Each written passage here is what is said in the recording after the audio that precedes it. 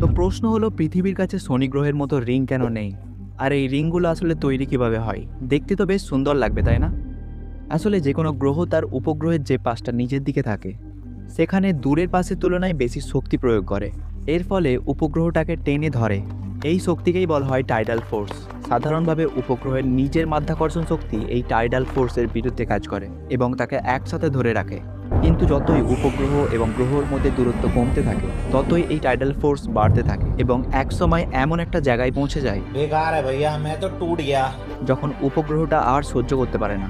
আর এই নির্দিষ্ট দূরত্বকেই বলা হয় রোস লিমিট। যেমন পৃথিবীর ক্ষেত্রে এই রোস লিমিট প্রায় 20,000 কিলোমিটার। আর শনি গ্রহ তার রিংগুলো পেয়েছিল ঠিক এইভাবেই। প্রায় 10 কোটি বছর আগে তার একটি উপগ্রহ খুব বেশি কাছে চলে এসেছিল। ফলে শনি টাইডাল ফোর্স তাকে ছোট ছোট টুকরোই ভেঙে দেয়।